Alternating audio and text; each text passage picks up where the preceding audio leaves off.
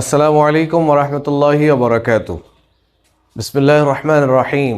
আলহামদুলিল্লাহি রাব্বিল আলামিন ওয়াসসালাতু ওয়াসসালামু আলা সাইয়্যিদিল আমবিয়া ওয়াল মুরসালিন নবিয়িনা ওয়া আলা আলিহি ওয়া আসহাবিহি আজমাইন।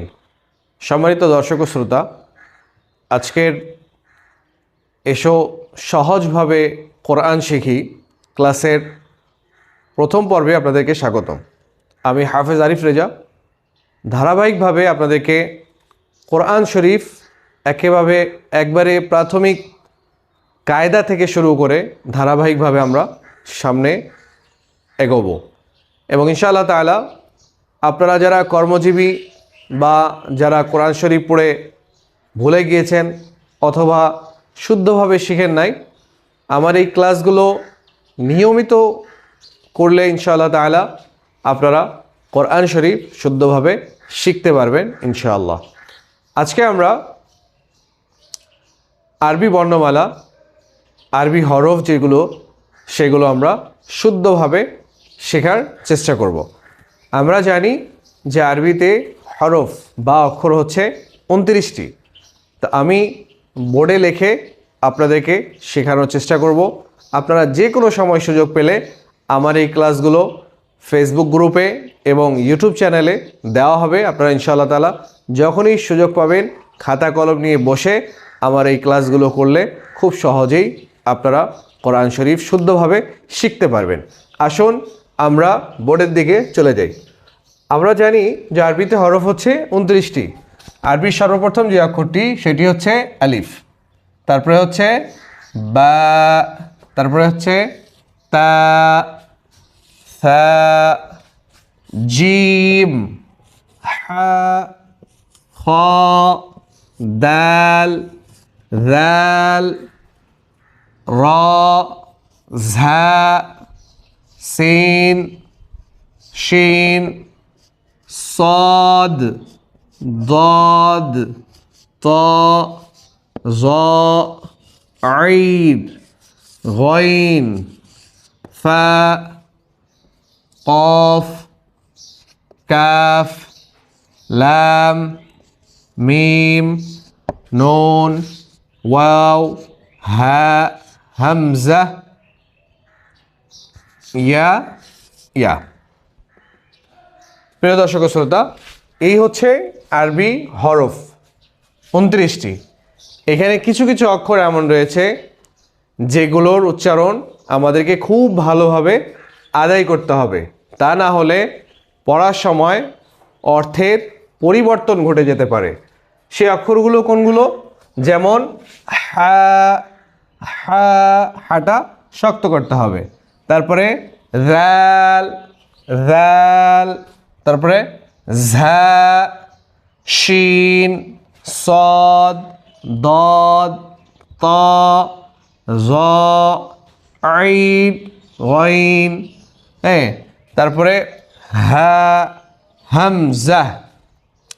প্রিয় দর্শক শ্রোতা, প্রথমত আমরা প্রথম যে কাজ আমাদের সেটি হচ্ছে এই হরফগুলোর উচ্চারণ সঠিকভাবে আদায় করা, সঠিকভাবে শেখা।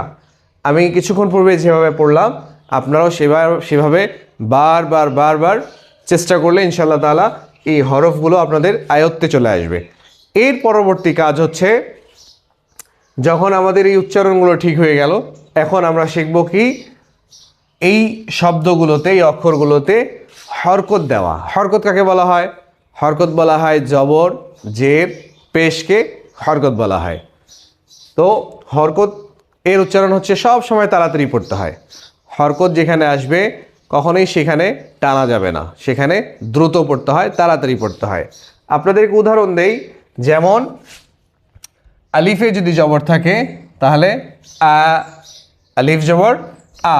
আরেকটা জিনিস মনে রাখতে হবে, আলিফ যখন একা থাকে তখন সে আলিফ থাকে। আলিফে যখন কোনো হরকত চলে আসে, অর্থাৎ জবর কিংবা জের কিংবা পেশ কোনো একটা চলে আসে, তখন সেটা আমরা হামজা পড়ি, হামজা জবর আ। তারপরে বায়ে জবর থাকলে বা জবর বা, তা জবর তা, সা জবর সা, জিম জবর জা, হা জবর হা, খ জবর খ, দাল জবর দা, জাল জবর জা, র জবর র, ঝা জবর ঝা, সিন জবর সা, শিন জবর শা, সদ জবর স, দদ জবর দ, ত জবর ত, জ জবর জ, আইন জবর আ, গইন জবর গ, ফা জবর ফা, কফ জবর ক, কাফ জবর কা, লাম জবর লা, মিম জবর মা, নুন জবর না, ওয়াও জবর ওয়া, হা জবর হা, হামজা জবর আ, ইয়া জবর ইয়া, ইয়া জবর ইয়া। মনে রাখতে হবে জবরের উচ্চারণ সব সময় আকারে হয়। যেমন বয়ে আকার থাকলে বা, তয়ে আকার থাকলে তয় আকার তা, দন্তস্বয়ে থাকলে দন্তস্বয় আকার সা। তো এইভাবে জবরের উচ্চারণ সবসময় আকারে হয়, আর জেরের উচ্চারণ হিসিকারে হয়। যেমন আলিফে যদি জের থাকে তাহলে কি হবে? আলিফ জের ই, যেটা আমরা হামজা জের ই বলবো। বায়ে জের থাকলে বা জের বি, তা জের তি, সা জের সি, জিম জের জি, হা জের হি, খ জের খি, দাল জের দি, জাল জের জি।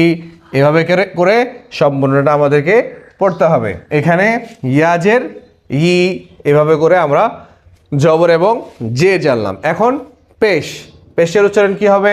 হুসুকারে হবে। যেমন আলিফ পেশ উ, যা আমরা হামজা পেশ উ বলবো। বা পেশ বু, তা পেশ তু, সা পেশ সু, জিম পেশ জু, হা পেশ হু, খ পেশ হু, দাল পেশ দু, জাল পেশ জু। এভাবে করে সম্পূর্ণটা আমরা পড়ব। এবং ইয়ায়ের সময় আমাদেরকে ইয়া পেশ উ নয়, ইয়া পেশ ইউ, ইয়া পেশ ইউ। আমার এই ক্লাসটা আপনারা নিয়মিত করলে ইনশাআল্লাহ তাআলা আপনারা খুব সহজেই কোরআন শিখতে পারবেন। তাহলে আজকে আমরা আরবি হরফ 29টি জানলাম, এবং তারপরে আরবি হরফে কিভাবে হরকত দিয়ে পড়তে হয় সেটাও আমরা জানলাম। হরকত হচ্ছে 3টি, জবর, জের, পেশ। তো ইনশাআল্লাহ তাআলা আজকের ক্লাস এই পর্যন্তই।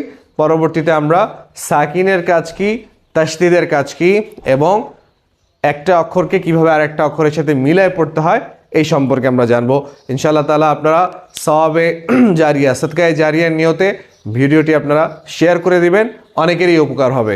আসসালামু আলাইকুম ওয়া রাহমাতুল্লাহি ওয়া বারাকাতুহু।